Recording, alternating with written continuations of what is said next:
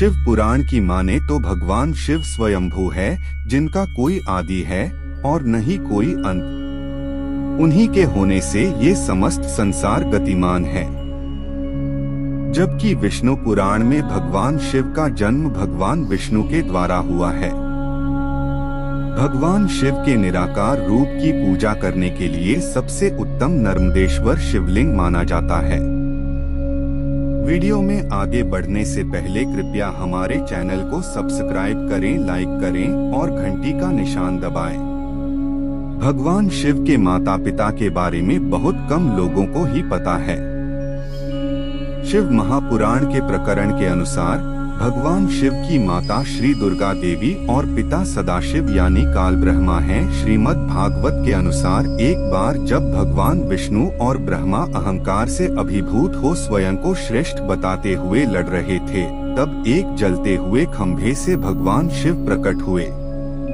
विष्णु पुराण में वर्णित शिव के जन्म की कहानी शायद भगवान शिव का एकमात्र बाल रूप वर्णन है। इसके अनुसार ब्रह्मा को एक बच्चे की जरूरत थी। वैदिक धर्म ग्रंथों में बताया गया है कि भगवान शिव के गले में लिपटे हुए सांप का नाम वासुकी है, जिन्हें सभी नागों का राजा कहा जाता है। कथा के अनुसार हिमालय में नाग वंश के लोग वास करते थे, जिन्हें भगवान शिव से बहुत लगाव था। इन्हीं में से एक नागराज वासुकी भगवान शिव के परम भक्त थे। इन्हें अन्य देवों से बढ़कर माना जाने के कारण महादेव कहा जाता है। सृष्टि की उत्पत्ति, स्थिति एवं संहार के अधिपति शिव हैं। त्रिदेवों में भगवान शिव संहार के देवता माने गए हैं। शिव अनादि तथा सृष्टि प्रक्रिया के आदि स्रोत हैं और यह काल महाकाल ही ज्योतिष शास्त्र के आधार हैं। शिव से पहले कौन था, आइए जानते हैं। इसके अनुसार जब धरती, आकाश, पाताल समेत पूरा ब्रह्मांड जलमग्न था, तब ब्रह्मा, विष्णु और महेश, शिव के सिवा कोई भी देव या प्राणी नहीं था। तब केवल विष्णु ही जल सतह पर अपने शेषनाग पर लेटे नजर आ रहे थे। तब उनकी नाभि से कमल नाल पर ब्रह्मा जी प्रकट हुए। ब्रह्मा विष्णु जब सृष्टि के संबंध में बातें कर रहे थे तो शिव जी प्रकट हुए। आइए जानते हैं भगवान शिव की पत्नियों के बारे में। हिंदू पौराणिक कथाओं में उल्लेख मिलता है कि भगवान शिव ने 4 विवाह किए थे। हिंदू पौराणिक कथाओं में उल्लेख मिलता है कि भगवान शिव ने 4 विवाह किए। पार्वती भगवान शिव की पत्नी हैं। वह पर्वत राजा हिमांचल और रानी मैना की बेटी हैं। पार्वती का जन्म स्थान उत्तराखंड के चमोली जिले में माना जाता है, जहां उसे नंदा के रूप में पूजा जाता है और इसी कारण वहां हर 12 सालों में नंदा राजजात का आयोजन किया जाता है।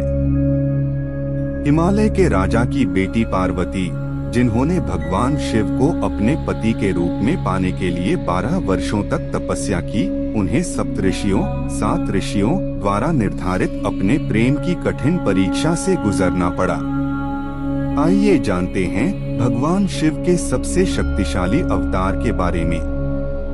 वेदों में शिव का नाम रुद्र रूप में आया है।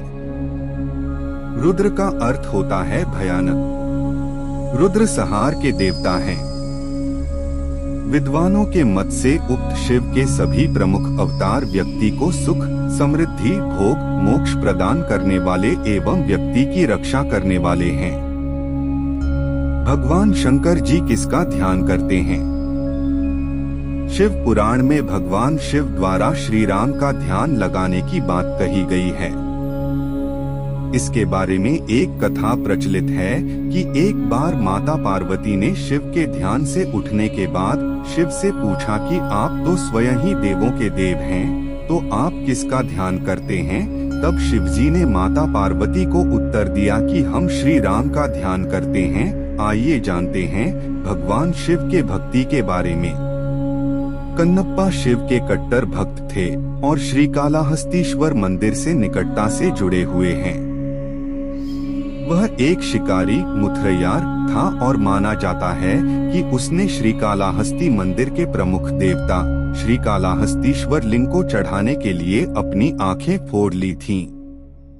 लेकिन जो भगवान शिव का सबसे प्रिय भक्त था, जो भगवान शिव को भी पसंद था, वह था रावण, क्योंकि उन्होंने शिव को पाने के लिए ऐसी तपस्या की थी जो कभी किसी ने नहीं की। अब हम बात करते हैं भगवान शिव की तीसरी आंख के बारे में। माना जाता है कि जब भगवान शिव की तीसरी आंख खुलती है तो एक नए युग का सूत्रपात होता है। तीसरी आंख यह भी संकेत करती है कि सारे जगत की क्रिया न तो आदि है और न ही अंत, यह तो अनंत है। मान्यता है कि सृष्टि को बचाने के लिए महादेव ने सबसे पहले अपनी तीसरी आंख खोली थी। हम भोलेनाथ को कैसे प्रसन्न कर सकते हैं, आइए जानते हैं इसके बारे में। शिव जी को सफेद चंदन चढ़ाना और खीर का भोग लगाना अच्छा माना जाता है। भगवान शिव को अक्षत यानी चावल जो खंडित या टूटा हुआ नहीं हो वो चढ़ाएं। सोमवार को दही, सफेद वस्त्र, दूध और शक्कर का दान करना शुभ माना गया है। इनके दान से भोलेनाथ प्रसन्न होते हैं। हम जानते हैं भगवान शिव के ओम नमः शिवाय मंत्र के बारे में। ओम का अर्थ है शांति और प्रेम, इसलिए ओम नमः शिवाय का जाप पर्यावरण में 5 तत्वों में सामंजस्य स्थापित करने के लिए किया जाता है। जब 5 तत्वों में शांति, प्रेम और सद्भाव होता है तो आनंद होता है, और न केवल आपके भीतर बल्कि आपके आसपास भी आनंद होता है।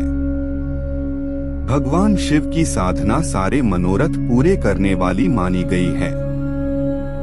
मान्यता है कि जो कोई सच्चे मन से प्रतिदिन महादेव की पूजा करता है उस पर भगवान शिव पूरी कृपा बरसाते हैं और उसके जीवन में आ रही सारी अड़चनों को दूर करके प्रत्येक क्षेत्र में मनचाही सफलता दिलाते हैं। दोस्तों, ऐसे ही रोचक तथ्य तथा धर्म ग्रंथों के आधार पर जानकारी पाने के लिए इस चैनल को सब्सक्राइब करें। मिलते हैं आपको दशास्त्र ज्ञान के आने वाले अगले वीडियो में। ओम नमः शिवाय।